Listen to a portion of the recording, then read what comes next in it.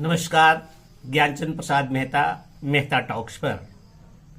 मोकामा की घटना होने के बाद तुरंत कहने वालों ने अनेक तरह से यह कहने लग गए कि यह जंगल राज है, इसे जंगल राज कहते हैं। लेकिन ऐसा कहने वाले वास्तव में जंगल राज को देखा नहीं होगा, भोगा नहीं होगा। जंगल राज की पीड़ा, जंगल राज की व्यथा जिसने भोगी है, जिसने महसूस किया है, जिसने देखा है, उनसे पूछिए, उनसे समझिए कि जंगल राज क्या है, जंगल राज होता क्या है, जंगल राज होता क्या है। पूछिए श्रीमती इंदिरा गांधी के लोगों से। अब तो वो दिवंगत हो गई। जब आपातकाल की घोषणा करके अंधाधुंध विपक्षी दलों के नेताओं को, पढ़े लिखे प्रोफेसरों को,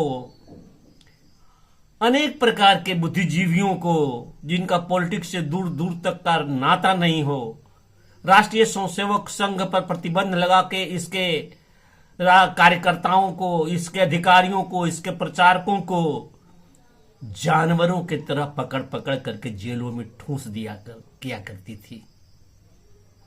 कितने मर गए, कितने सड़ गए, भयंकर अमानुषिक यातनाएं दी गई।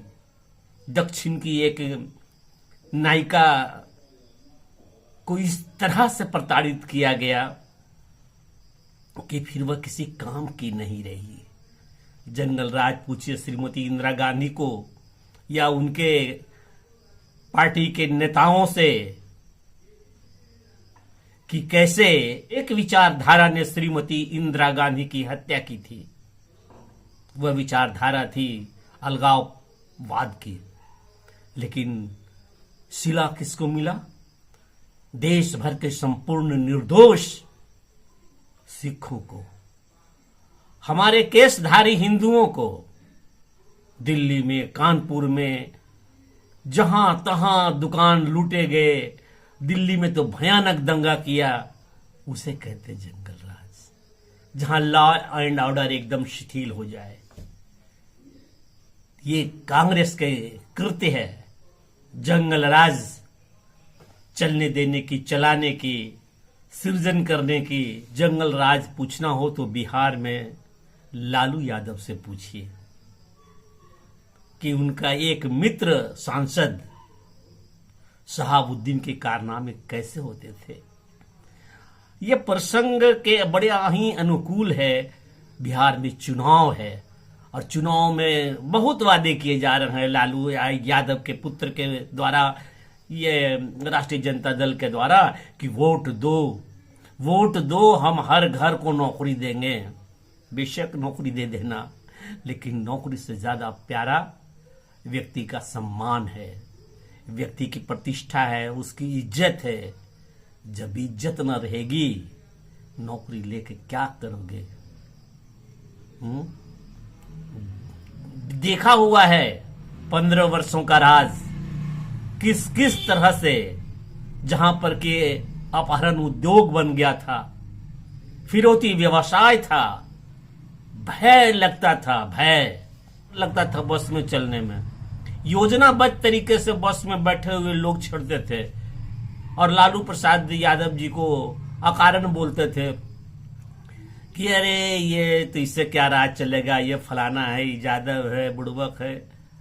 और बदले में हौसला में यदि कोई सहयात्री कह दे कि हाँ भाई साहब आप ठीक कहते हैं, तो वही छद्मवेशी चलने वाले लोग, आतंक पैदा करने वाले लोग तुरंत कॉलर धर कर 2 फाइट मारता था और पूछता था कि खराब है जी, ये लालू यादव की शासन खराब है। तब समझ में आता था अरे हम तो पड़ गए फेरे में। तो ऐसे करके वो अपना वो तारीख करते थे प्रभाव। तो भैया न पटना जाएंगे, न पटना जाने वाली बस पर चढ़ेंगे। 9-10 वर्ष तक मैं पटना नहीं गया था, क्योंकि कुछ न कुछ मुंह से कभी बुला ही जाए गलत तो वह शासन, उस शासन को कहते हैं जंगल राज।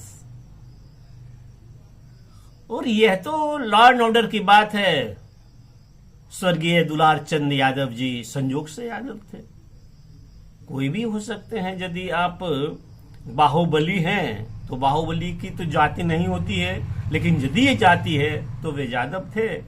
अपने समय में उन्होंने भी अपना प्रभाव रखा था, आज भी थे। आज भी पत्थर चलाने के बाद की घटना के में उनकी मृत्यु हुई, सब कुछ देखा जा रहा है।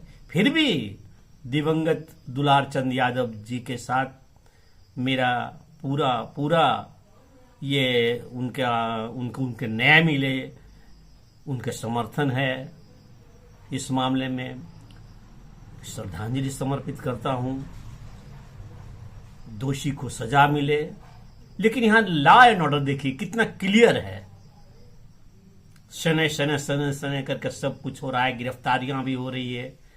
अनंत सिंह गिरफ्तार भी होकर के जेल चले गए, कुछ नहीं, सरल सहज में चला जा रहा है, जेल जा रहे हैं। लेकिन एक समय था जब लालू जी की गिरफ्तारी करने की बात हुई थी तो अखबारों में पढ़ने को यह मिला था कि संभवतः सेना के जवानों को भी सूचना दी गई थी, या उन्हें भी तैनाती की खबर थी कहीं न कहीं कि ज्यादा गड़बड़ न हो जाए शहर में। यह अविश्वास का दौर था। यह बात सही है या गलत, लेकिन कहीं न कहीं सुनने को मिली थी। उसको कहते हैं जंगल राज। जंगल राज उसको कहते हैं जब शहाबुद्दीन सांसद को घर को घेर लिया गया था गिरफ्तारी करने के लिए, और चारों ओर पुलिस घेरे खड़ी थी और अंदर में शहाबुद्दीन था, लेकिन पुलिस प्रवेश नहीं कर रही थी कि पता नहीं उनके पास कैसे कैसे शस्त्र अस्त्र हो, और घेरे खड़ी रही। लेकिन कौन सा फोन, कैसे फोन, किसका फोन जाता है कि धीरे धीरे घेरा कमजोर होने लगा और एक तरफ का रास्ता दे दिया गया और शहाबुद्दीन पलायन कर गए, भाग गए।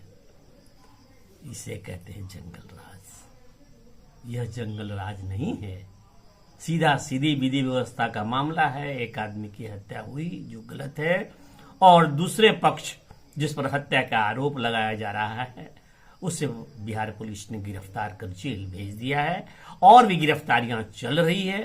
लॉ एंड ऑर्डर का मामला है, परंतु यह लॉ एंड ऑर्डर और यह जंगल राज, यह मंगल राज आए, इस बात का ध्यान रखिए।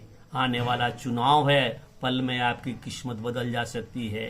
एक एक व्यक्ति अपना ध्यान रखिए, अपने मान सम्मान की नौकरी चाहिए या प्रतिष्ठा चाहिए, इज्जत चाहिए, घर परिवार का, माँ बहन का, अपने सम्मान का, अपने सामान का, जो कहते हैं ना जान माल की बात, तो इस जान माल का, तो इन सभी बातों पर विचार कर आप वोट देने का निर्णय लीजिए और जंगल राज की परिभाषा को समझिए। और ये बात है, इसमें तो जाति पात की बात करना ही नहीं है। कोई भी व्यक्ति, कोई भी जात का नेता दुष्ट हो सकता है, कोई भी जात का नेता ये देवतुल्य हो सकते हैं। इसलिए जाति पाति की तो बात ही मत कीजिए। केवल जात सुनकर के कोई ईर्ष्या नहीं करता, नफरत नहीं करता, घृणा नहीं करता है। ये हमारी सोच है, ये कृत्रिम रूप से बनाया गया है, ये समझ की कमी है। विदा होने के पूर्व मैं अपनी ओर से यह आग्रह करूंगा, यह किसी भी तरह के प्रेरणा से प्रेरित होकर के मैं बोल नहीं रहा हूं। मैं बोल रहा हूं तो सिर्फ इसलिए कि सब कुछ सच्चाई, अच्छाई, सुचिता, सारे संबंध एक दूसरे से बहुत पवित्रता से बनी रहे और चुनाव भी हो जाए, अच्छी सरकार भी आ जाए। यह जिम्मेवारी आपके ऊपर है।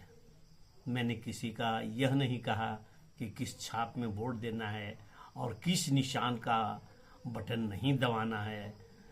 अब वह समय नहीं रहा। ये सब निशान ठप्पा ढप्पा जब 70 के दशक तक थे, जब पढ़ाई लिखाई की साक्षरता नहीं थी, तो चिन्ह खोजते थे कौन नक्शा कहाँ बना हुआ है।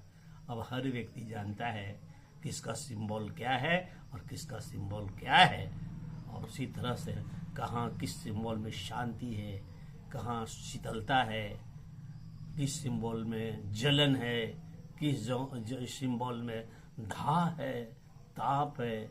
ये समझना अब आपकी जिम्मेवारी है। धन्यवाद, नमस्कार।